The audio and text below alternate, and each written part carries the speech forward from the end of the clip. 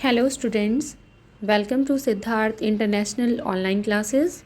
This is your biology class and students, in this video we are going to start a very new chapter of class 12th, which is chapter number 1 in reproduction in organisms. Okay, जो हमारी class 12 की सबसे पहला chapter है वो क्या है? Reproduction in organisms. Okay, basically जो ये हमारी पूरी यूनिट है वो किस पे बेस है? रिप्रोडक्शन पर. ओके, इसलिए इस चैप्टर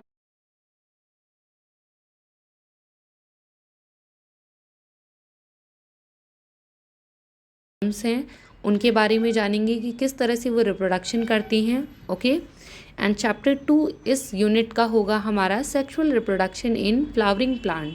ओके, कि प्लांट्स में रिप्रोडक्शन किस तरह से होता है. Okay, and chapter 3 is reproduction in human reproduction. Okay, chapter 3 में हम बेसिकली मेन जो रिप्रोडक्शन होगा ह्यूमन का रिप्रोडक्शन किस तरह से होता है उसके बारे में जानेंगे. एंड जब हम इन तीनों चैप्टर को पढ़ लेंगे कि रिप्रोडक्शन का प्रोसेस कैसा है और किस तरह से होता है, तब इसके बाद लास्ट चैप्टर जो होगा हमारे रिप्रोडक्शन का वो होगा रिप्रोडक्टिव हेल्थ. ओके, तो आज हम लोग चैप्टर 1 स्टार्ट करते हैं इस यूनिट का, reproduction in organisms. Okay,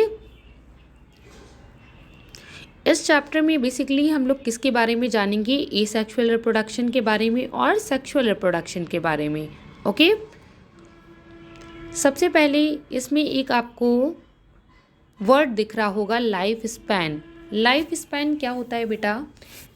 each and every organism can live only for a certain period of time. जितने भी लिविंग ऑर्गेनिजम्स हैं इस पूरे वर्ल्ड में, ओके, ये क्या करते हैं? ये एक सर्टेन पीरियड ऑफ टाइम तक के लिए ही क्या करते हैं? जीवित रहते हैं.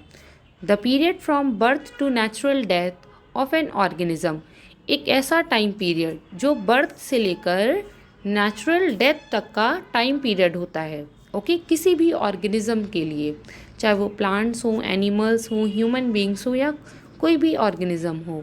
ओके, ये जो टाइम पीरियड होता है from birth to natural death, इस टाइम पीरियड को हम क्या बोलते हैं? लाइफ.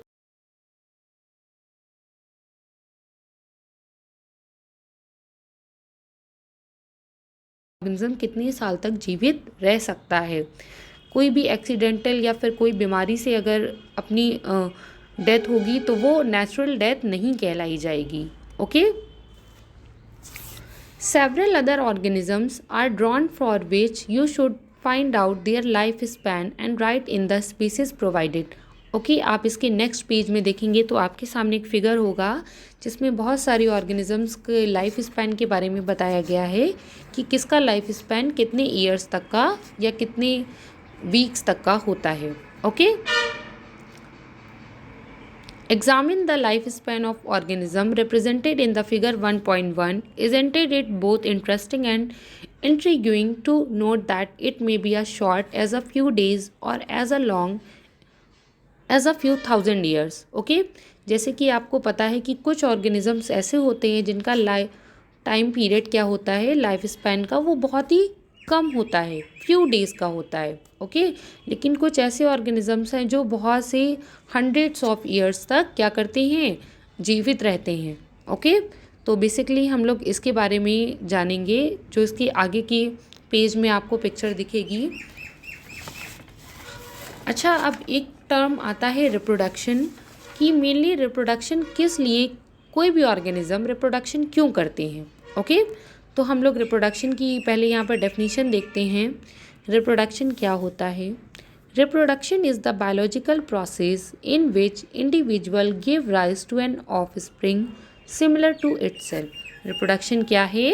एक बायोलॉजिकल प्रोसेस है जिसमें क्या कर रहा है? कोई भी इंडिविजुअल, कोई भी लिविंग ऑर्गेनिज्म अपने जैसे, ओके, अपने जैसे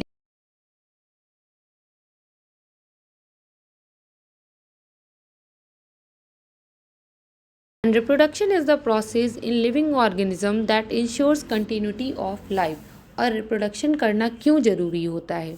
ताकि क्या हो सके? उस लिविंग ऑर्गेनिज्म की जो स्पीसीज़ है वो आगे कंटिन्यू कर सके.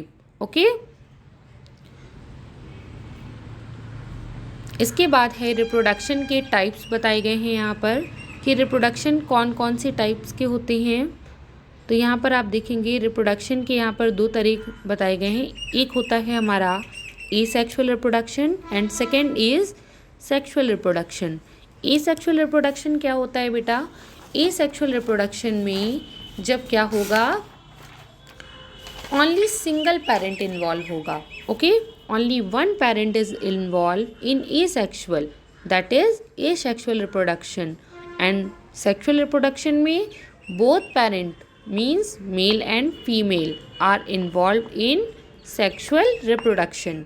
ओके, अब एक एसेक्सुअल रिप्रोडक्शन में एक चीज़ और होती है, क्या होती है? When there is no fusion of gametes. Okay, क्या होगा इसमें? जब गैमेट्स नहीं फ्यूज़ कर रहे होते हैं, जब दो गैमेट्स, कौन कौन से दो गैमेट्स, एक मेल का गैमेट और दूसरा फीमेल का गैमेट, जब ये दोनों फ्यूज़न नहीं करते हैं तो वो क्या कहलाएगा? एसेक्सुअल। लेकिन जब अगर ये दोनों गैमेट्स फ्यूज़ कर रहे होते हैं, mail and female gametes, okay, तो वो क्या कहलाएगा? कौन सा रिप्रोडक्शन कहलाएगा? Sexual reproduction.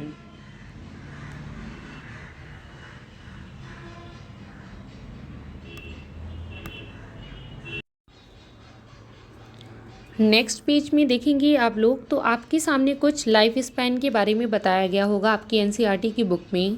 Life span of organisms are not correlated with sizes. Okay, आपकी एनसीईआरटी में एक लाइन लिखी होगी, लाइफ स्पैन किसी भी ऑर्गेनिज्म का उसके साइज पर डिपेंड नहीं करता है। जैसे example crows and parrots.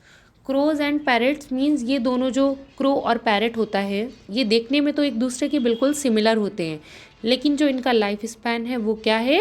Different है एक दूसरे से। ओके, जो क्रो का लाइफ स्पैन होता है वो कितना होता है? 15 ईयर्स। लेकिन इसी जगह अगर पैरट की बात करें तो पैरट का लाइफ स्पैन कितना है? 140 ईयर्स। तो ये डिसाइड नहीं करता है कि अगर दोनों एक जैसे सेम दिख रहे हैं तो क्या इनका लाइफ स्पैन भी एक जैसा होगा। ओके, इसी तरह मैंगो एंड पीपल ट्री का भी बताया गया है यहाँ पर। ओके, जो मैंगो ट्री है उसका लाइफ स्पैन कितना है? यहाँ पर आप देखेंगे आपके सामने मैंने नेम ऑफ ऑर्गेनिजम्स और लाइफ स्पैन का एक चार्ट दिया है, आप इसमें देख सकते हैं। ओके, एलिफेंट का कितना लाइफ स्पैन बताया गया है? 60 to 90 ईयर्स। डॉग का कितना है? 20 to 30 ईयर्स। बटरफ्लाई, जो बटरफ्लाई का है, कुछ के लाइफ स्पैन बहुत कम भी बताए थे मैंने, जैसे बटरफ्लाई का लाइफ स्पैन कितना है? 1 to 2 weeks only. Crow 15 years, parrot 140 years, horse, crocodile, fruit fly 30 days. इसी तरह से आपको ये सारी लाइफ स्पैन लर्न करनी है और इसको अपनी बुक में फिल करना है। ओके।